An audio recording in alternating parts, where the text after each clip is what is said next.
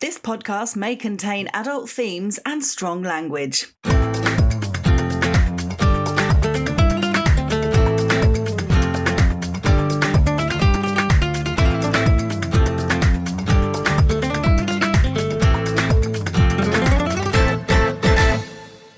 Hello and welcome to episode 83 of Marbella with him and her. He is PJ Lopez and she is Hannah Murray. I'm feeling a bit better. Yeah, you sound a bit better. You're still coughing loads. I'm not coughing much. You are.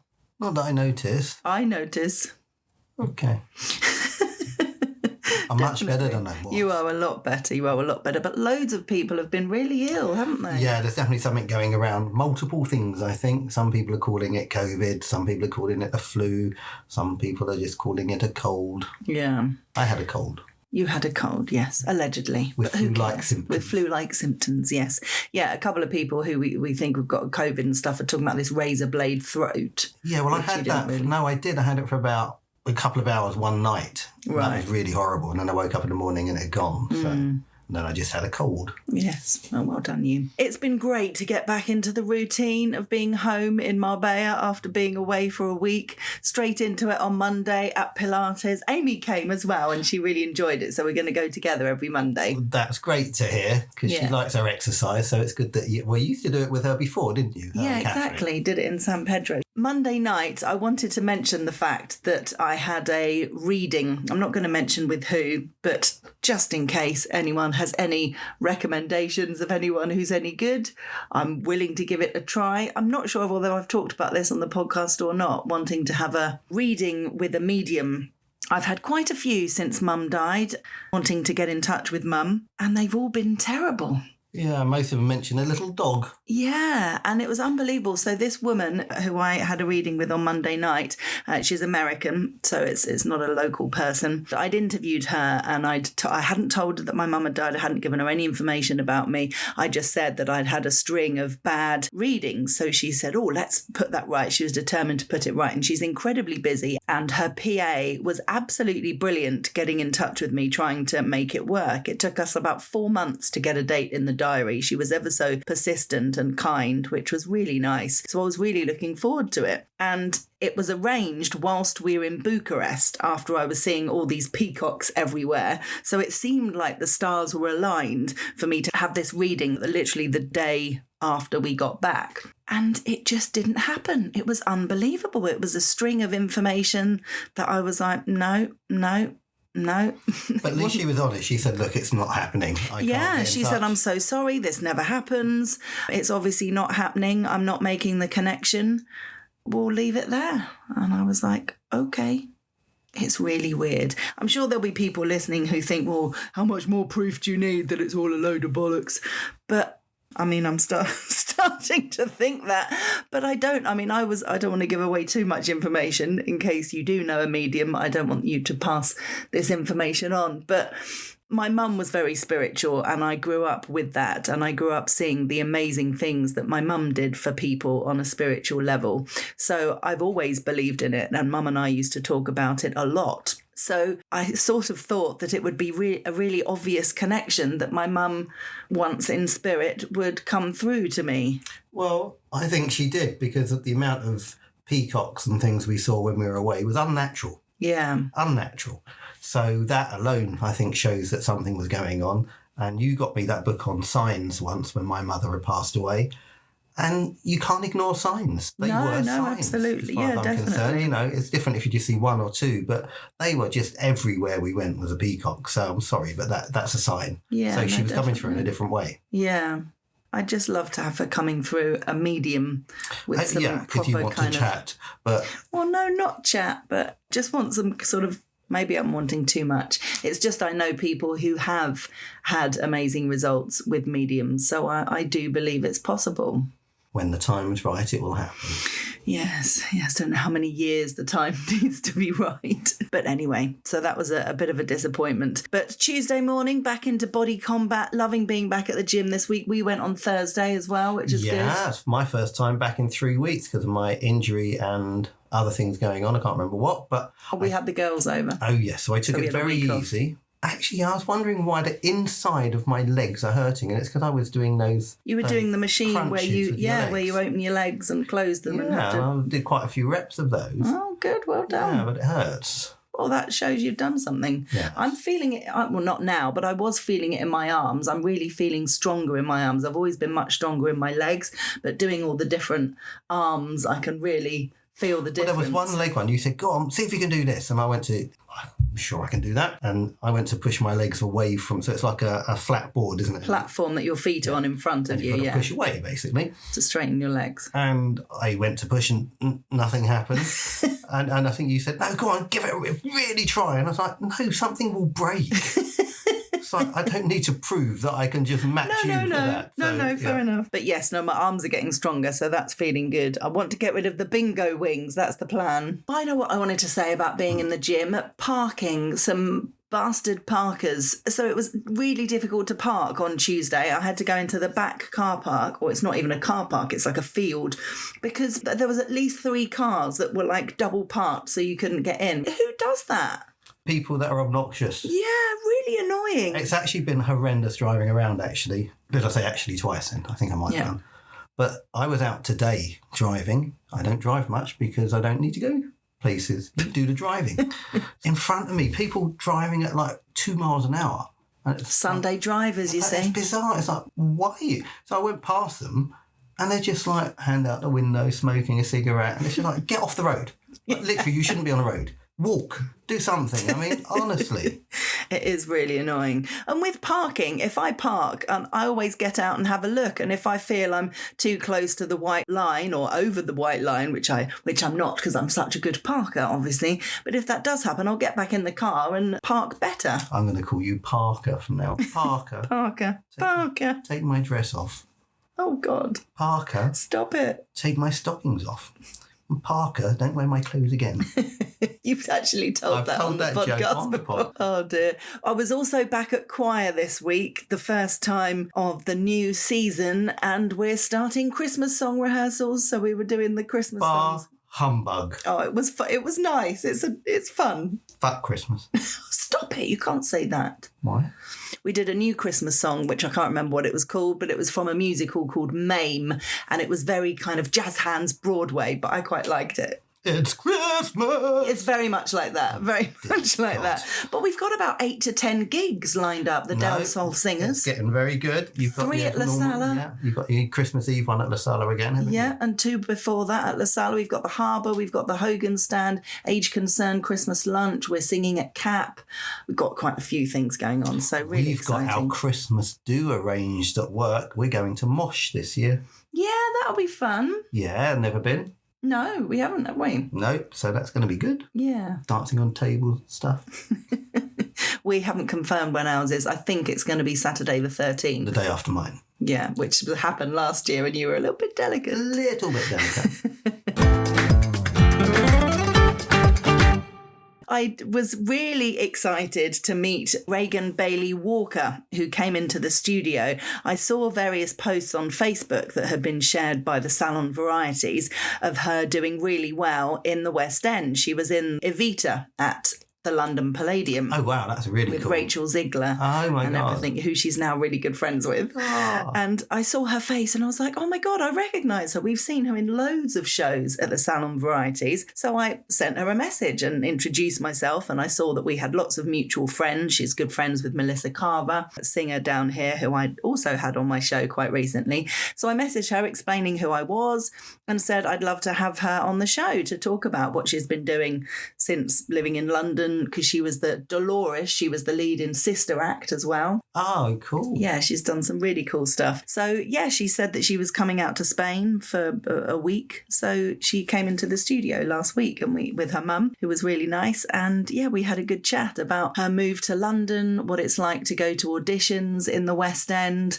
It was really fun. She's a great girl. She's got a great look. She's got a beautiful face, great figure. She's an amazing singer, dancer. She started with dancing, actually, doing all the dance training and the acting as well. So she's got the whole package, and I wish her all the best. It's really exciting to watch her career. Well, it's great to see some of the younger girls from Salon really coming up and going on places. I mean, Melissa, you mentioned her before, is another one, with the release of her single and stuff. So, yeah, good luck to all of them. I think, they seem to love it when you watch it. You can tell that most of the people on that stage really enjoy what they're doing. Yeah. So, I really hope that it goes very well for them. I remember Regan really standing out. She was in a lot of those that Alexander Avery would direct. Musical Mania, things like that, where they did a little bit of Sister Act, a little bit of Cabaret, a little bit of Chicago, that kind of thing. And there were lots of younger girls singing and dancing and things. She was in that. And I remember you and I watching saying, oh, she's really good. She stood out as being really smiley and putting a lot more into it. And you can really tell the ones that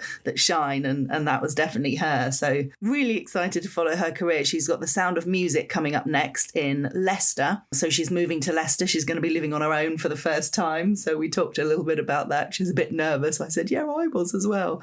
But it's fun. You can do what you like. And then she's got another project. Stay up as long as you like. Exactly. Well, she's probably going to be working most evenings. So it's a completely different kind of life. But yeah, she has another project after that she couldn't tell us about. So very excited. Might be a TV project, maybe. Oh, you never know. Well, she's already done EastEnders. She did EastEnders this year. Yeah, really cool. So you can find her on Instagram if you want to follow her journey. It's Regan Bailey Walker. I also had Masha Malka on the show this week. Masha is a life coach and speaker. She used to come on the radio with me every week for many, many years. She's been a real regular on the show. I invited her back on because I saw there was an article released of 100 speakers to watch this year. A really cool article featuring the likes of Anthony Robbins, Mel Robbins as well, no relation. And Masha was one of these speakers.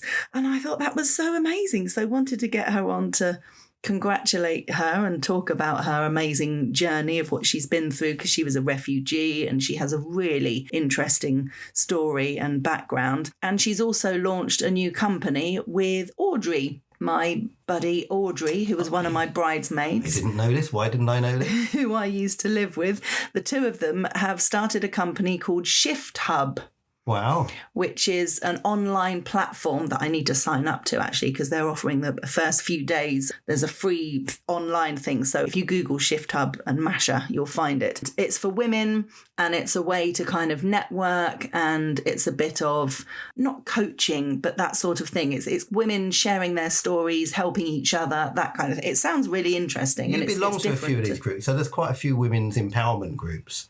I mean, you're in the sisterhood group and all those sort of things. And they all have a similar sort of aim, don't they, to help other women in business or, achieve things. So I think that's really good. Really cool. It's really good. And it sounds very different to anything else we've got, certainly down here in Spain. So really excited for them both. And they're both really good at what they do and have a lot of skills to bring to the table. So, yeah, really exciting. So check it out, Shift Hub.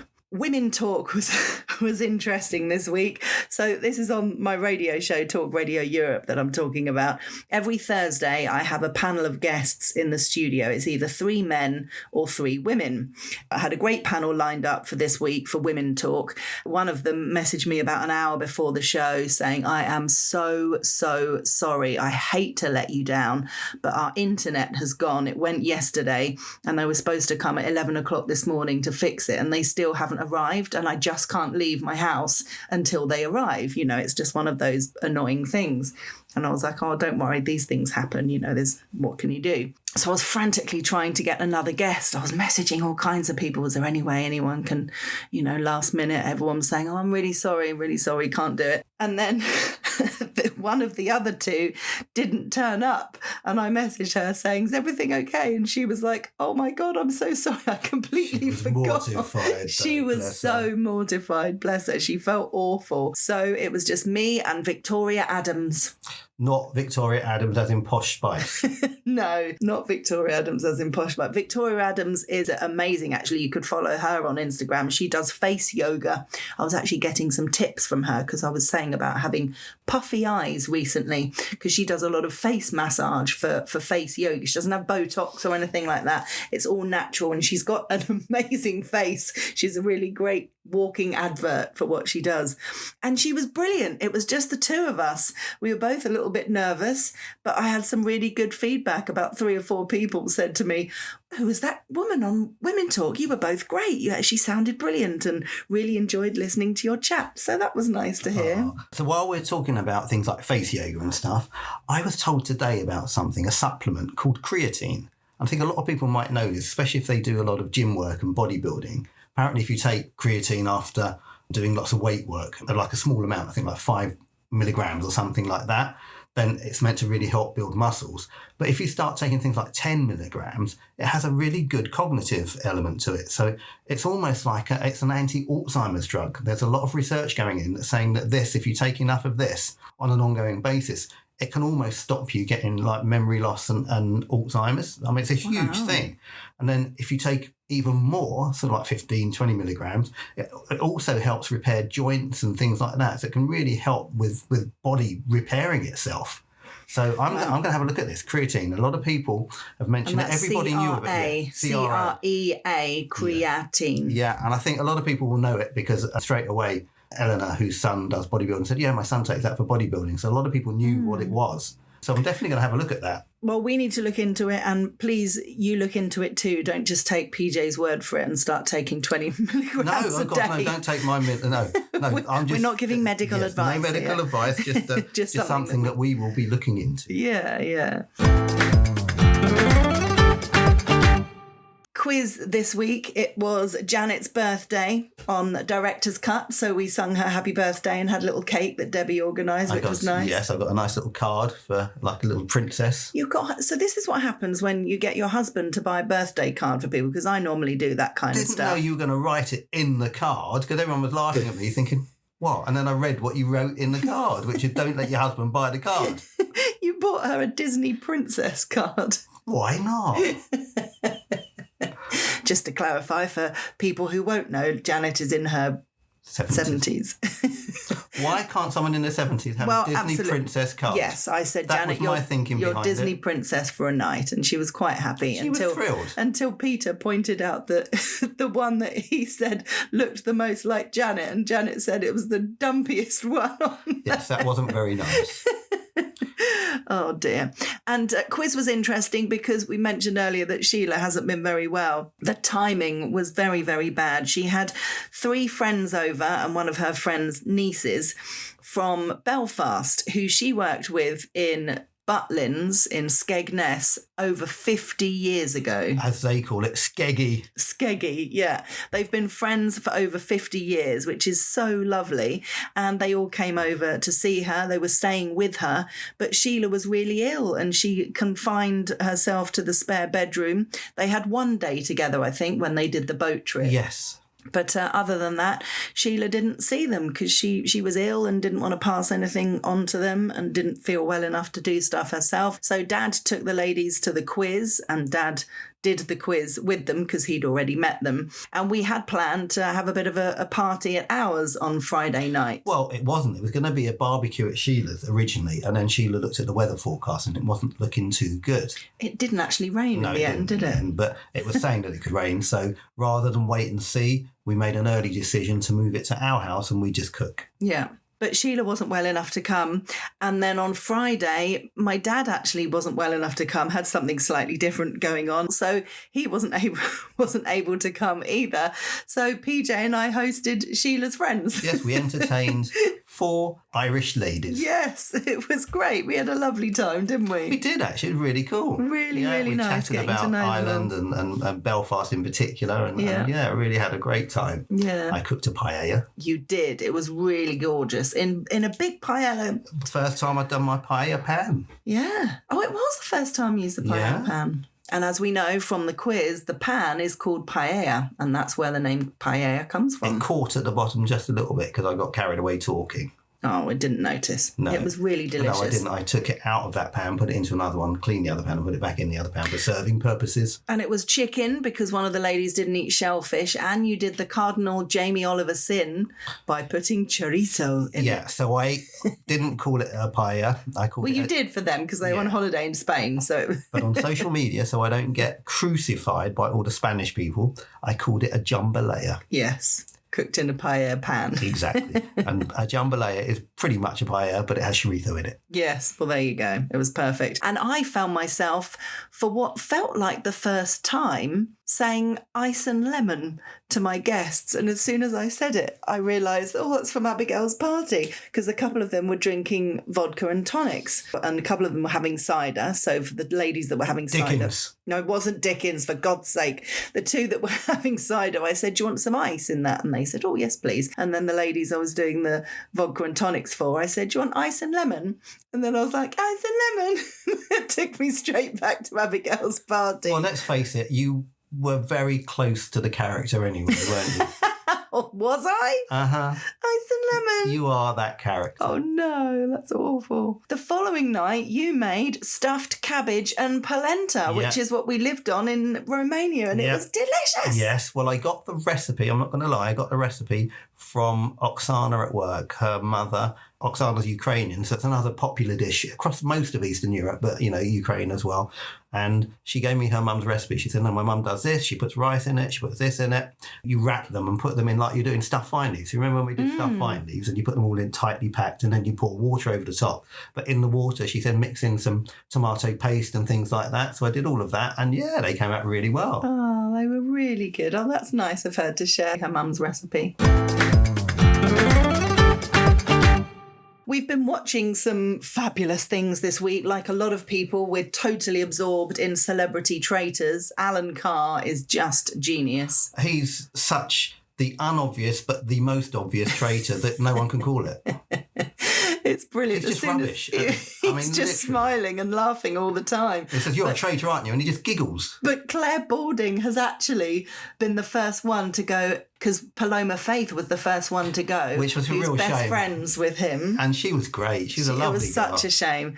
And Claire Balding called it and said, who would be the least person likely to murder Paloma Faith? And it was like Alan Carr. And she said, maybe we should be looking at him. Claire Balding's clever. She's very clever. But it's great. I mean, we love Traitors. We've seen quite a few different series from around the world. But the Celebrity Traitor, I mean, the cast is amazing. Yeah. Stephen really Fry, Tom Daley. We're loving it. Absolutely loving it. And I wanted to mention something that we finished watching last week. And I have to say, it's one of the best things I feel like I've ever seen. One of The Twisted Tale of Amanda Knox. Yeah, that was shocking. For many, many different reasons. How somebody, according to this, again, we don't know.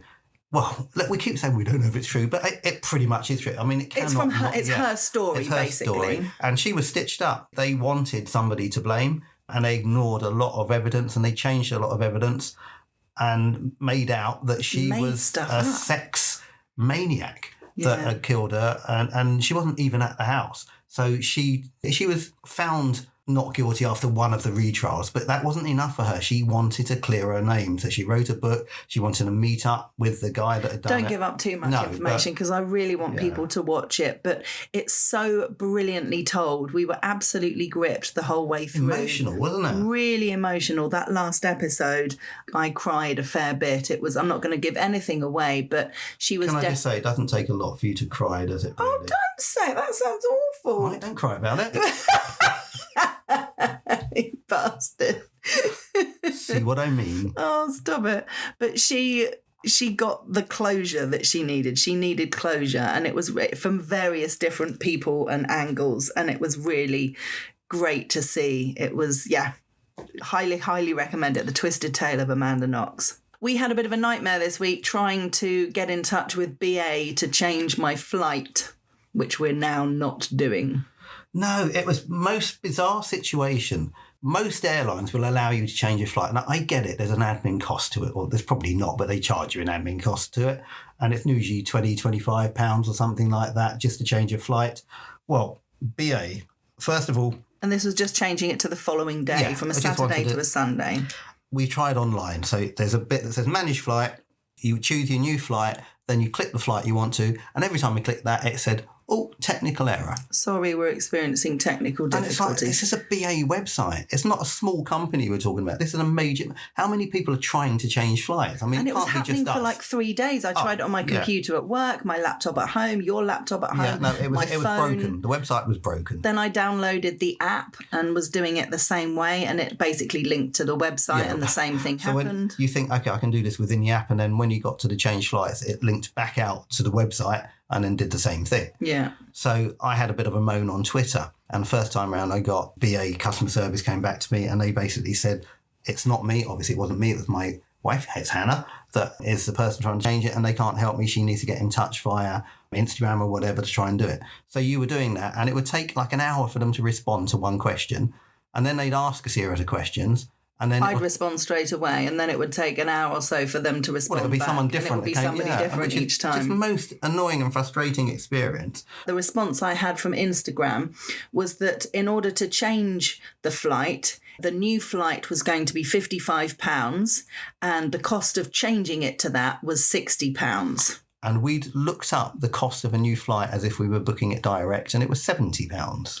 So it cost more to change it than it would be for me to just not turn up for the Saturday flight and book a new flight on the Sunday, which is doesn't crazy. make any sense at all. I mean, how is that good business? Stupid. What it is ripping somebody off that's booked a flight. Yeah. So, And is trying to do it the right way as opposed to just not turning up. but here's a word of warning. I nearly went down a rabbit hole. So I had a moan on Twitter, and it looked like it was BA. It's a BA customer service, got straight back in touch. So can you give us your flight number and your WhatsApp number, and we'll deal directly with you and try and get this resolved. It's been escalated to us, something. So it made it sound really official, and you got a call quite quickly from somebody, and it all sounded good. They asked the right questions. They were asking the flight number. They were asking details. But not No personal stuff details. at the moment. Then they said, right, what we can do is we can rebook your flight for you for £20, but first of all, we need to cancel and refund the original flight. Now, to give you your money back instantly, you need to download this app, which is a money transfer app, so we can give you the money back. And we were going. And then suddenly I just started thinking, this doesn't sound right, because I'd cancelled a flight recently with BA, and it took 7 days to get the money back. And I said, doesn't sound right. And Hannah was, no, it's fine. I'm not giving any... You were quite insistent. But I then looked at the Twitter account, and it had like 3 followers. And I thought, no, that can't be right. They won't just have 3 followers on a BA customer service. And they said, oh, no, it's because it's a private account just for customer service. It's not there for follow. So they kept But then going. the name of the Twitter account. Well, then I looked at the name. Like, I didn't look properly first time round, and it was something Charles. BA Charles. BA something Charles or other. something. And it's like, oh, okay, no, this is definite. So I said, Hannah, stop it. Just hang up. Yeah. Tell them you're going to get back to them. And he was like, no, look, you can ask them. And it's like, no, we're not going any further. We don't think you're BA, thank you. You know, they were really quite insistent. They wanted to really give you this money back, supposedly. And we stopped it. And then I asked on the BA thread that I'd been on before, and they got back to me eventually and said, absolutely not us at all. All of our accounts are verified. We won't deal with any unverified accounts. That's a scam, basically. Isn't that awful? And then the following day I went on there, and it had changed its name from BA to Uber customer service. So they were about to try and hit Uber people up and try and get money from them. So yeah, be careful when you get those sort of replies that you are talking to the official company. Yeah. That's awful. It was very close, wasn't it? Because it sounded too good to be true. We were like, oh, you're going to refund and £20 to change it. That's more like it. Yeah. And yeah. But thankfully, I didn't give them any personal details, so we weren't quite scammed. Oh, something that happened this week, which really cracked us up and freaked us out a little bit. We were driving in the car, can't remember where we were going. I think you were taking me to Quiz. It was on the way to Quiz. And there was a mozzie in the car. And you were like, there's a mozzie. See if you can get the mozzie. I couldn't get You were the driving, mozzie. so I'm glad you didn't put too much effort You were into driving. it. You were driving. Was I driving? Yeah, you were driving because Oh. it was your side. I couldn't get it. It was really small and really buzzy. And then you got it and we were like, oh, yes, well done. And the radio just happened to be on. And it was this really weird rap music. We didn't know who it was, didn't recognise the song or the artist. And it was a bit kind of dark rap. And you said, oh, this is his death march Yeah. after you'd killed him. Well, I said, it must be his death march, R.I.P. And then- Mosquito. And then you said R.I.P. And then the rapper on the radio goes, R.I.P. We were like, Oh, it was like it was listening. It was so which was literally straight after you said the words R.I.P. Yeah, the rapper it goes freaked us out, R.I.P. something good. Wow, it was nuts. I've made some lovely healthy juices this week in my new juicer you got me for my birthday. And I've got to say, I'm not trying to be crude here, but if you do have lots of beetroot in your juice, you have not had a hemorrhage. Yes, absolutely. Your pee will be red or It's not darker. just your pee. Oh, really? Mm-hmm. Oh, God. Okay, I haven't noticed. So I've been making apple, orange, carrot, beetroot and ginger juice. Been gorgeous. So good. So sweet and delicious. You can feel the goodness going in your body when you drink it. Yeah, loving it. Love my juicer. Thank you. Today is the National Day of Spain, so tomorrow is a bank holiday. Viva España. Tomorrow is a bank holiday in Andalusia, not all parts of Spain, but it is where we live. Lots of shops will be shut, although it did say online that some of the larger stores might be open. But... Well, that's, I think, because the actual bank holiday is today. Yeah. So they're carrying it across as a puente. And as you just mentioned, I think we mentioned this in the last podcast, that not all regions of Spain are doing that, but Andalusia have decided they will. So, yeah, you get a day off. There's lots of Spanish flags everywhere. I noticed around San Pedro, they've put all the Spanish flags up, and I'm sure in Marbella and other parts as well. See, when they do that in the UK, everyone goes up in arms. I thought that. I thought, imagine if, well, did they have like a National Day of Great Britain or something? St. George's Day. But yeah, they're not. It's very much frowned upon, isn't it? Yeah. When people go mad with the flags, it's all very... Well, there's lots of roundabouts here that have a huge Spanish flag. But again, you don't see a roundabout with a huge Union Jack or a George's cross on there or something, do you? And it's a shame. Why is it okay for one country and not for another? It's been rebranded as something else in the UK. Well, yeah, it's because gone all the kind UK... of National Front and stuff. They've made it something that, you know, when you show your patriotism, that you're being anti everybody else. Yeah. And that's not necessarily the case. It's just that you're born to a certain country, you're a patriot, you love your country and you want to fly a flag. I mean, so many houses here and in the windows have Spanish flags. Yeah. You know, it's just a normal thing that people do. It's like, I'm Spanish, I'm proud. Yeah. It's not like I'm Spanish, fuck you. No. Some of them are. Well, yeah, I mean, and some of the people in England are, and I think that's the problem. But there's plenty of people who are just patriotic and some that... Few articles to mention from the Sir in English. There was a piece about 2 Malaga chefs who have been recognised at the Best Chef Awards, and we have eaten both of their food. So when you say they've been recognised, they went there and they said, oh, I know you. Yes, exactly. You're blah, blah, aren't you, from what's the name restaurant? Yes. You weren't in the list, I was disappointed to see. No, I haven't made it this year. No. I'm aiming to get on there next year. That would be amazing. Well, I mean, I'd vote for you. Well, if I stalk them enough, they'll recognise me too.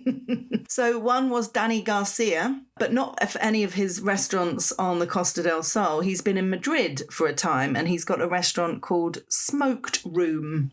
Wow. And that's the restaurant that he's going in with. And the other one was Benito Gomez, who is the chef at Bardal in Ronda, where we went for our tasting menu that's an earlier this year. amazing place. Yeah, really good food. So I thought that was really cool that we've eaten food by both of these. We have, yeah. We've got photo with Danny Garcia when he did all the canapes and the food at a Puente Romano gala about 10 years ago or something. Yes. So, yeah, I think chefs follow us around. Yes, definitely. Copying you. Baby. Exactly. They want to be where we are. So if more of you want to do that, we're open to it. Yes. There was another food article talking about various towns and cities that are competing to be crowned Spain's gastronomic capital in 2026. And there were 2 from Andalusia, Antequera and Jerez de la Frontera. Antequera? Yeah, I was quite surprised at both of those, to be honest. Yeah, well, Jerez actually got some really, really cool restaurants, really great places. But Antequera, I mean, I know it's Have we been to Antequera? No. Oh, well, there we go. Well, then we can't really judge, can we? No, but it's just a long way out, isn't it? Well, they don't need to all be local restaurants. It's Spain, so it's anywhere in Spain. It's all about me. We need to go to Antequera, clearly, and check out the restaurants. Okay, maybe in the summer. The winner will be announced on the 17th of October, so we'll look out for that. There's been a lot of talk leading up to this week of the new fingerprint and facial recognition happening at Spain airports for non-EU visitors to the country. It starts today, but isn't yet in Malaga. It's the EES, the European entry Oh, yeah, system. EES. Yeah, you're right. Sorry. So it started in Madrid airport today, and they're easing it in gently throughout the other airports. Although I did see someone online who flew into Spain today and did have to do his fingerprints and everything. So I think someone said that they were just picking one random flight just to test it. But overall, it's going to be phased in over the next few Let's face it, this has taken ages to come in. It was meant to come in, I think, a year and a half ago, and then most of the airports weren't ready for it. And like this, airports, oh, no, we need to phase it in. Oh, I don't think we can handle it yet, because there's going to be a lot of extra work for them initially, because they've got to be there to take all this additional information. Yeah. So we'll see. Storm Alice. Storm Alice? Yeah. What happened to Amy? Well, it's moved on to Alice now. I thought you'd say Alice. Alice, you missed out on that. Look, I'm not predictable.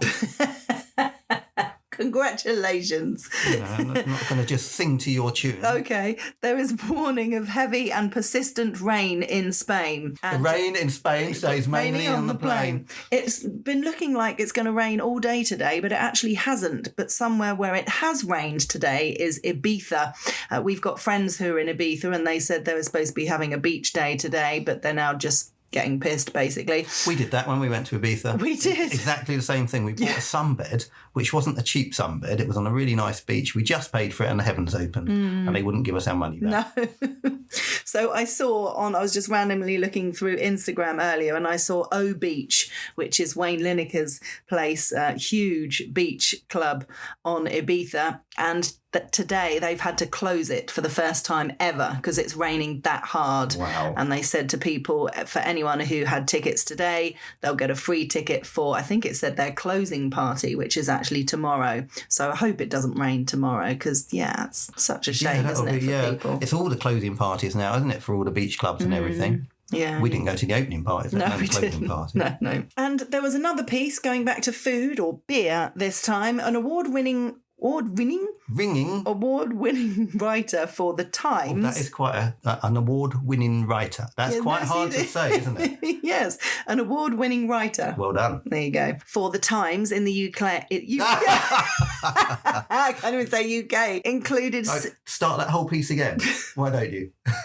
There's an award-winning writer for The Times in the UK well done. Who included 6 Spanish beers in his list of the best.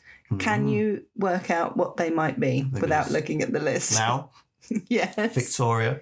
Yes. They were the first two I saw. I didn't see anyone. San Miguel? No. Ooh. Cruz Campo? Yes, Cruz Campo Especial. Oh, it's which still is Cruz Campo. Yeah, but it's the black one instead of the red one, isn't it? I don't care. Don't know. Okay, yeah. Alhambra? Yes, Alhambra Reserva. That's my favourite. I know. In the green bottle. It's quite strong. Like, it actually makes me get a little bit dizzy when I drink that one. Okay. The other two I don't think you get. There was Estrella Galicia. Yeah, I know that. I can see that's the one that's got the black. As well. And this one, I really didn't know. So I've heard of DAM, D-A-M-M, but it said DAM Inedit. I don't know how you pronounce that. It's probably completely different. I-N-E-D-I-T, DAM Inedit, which sounds odd. But apparently that is a collaboration between DAM, the beer, and the chef Ferran Adria. One of the Adria brothers. Wow. Is somehow involved in the beer. Is it called Damn It? Well, you should be, yes. Damn it, makes sense. Wow. Yeah. So how can he make beer? I don't know. But it literally said it was a collaboration. In it or anything, is it? Well, I hope not. Maybe it has. That's why it's doing so well. So there you go. I'm off to try some beer. Okay, with caviar in it. That is it from us this week. I hope you have a good week. Please give us a follow on wherever you listen to your podcasts. And you can follow us on Instagram as well, at Radio Hannah. At PJ Lopez 1 Marbella. It is goodbye from him. It's goodbye from her.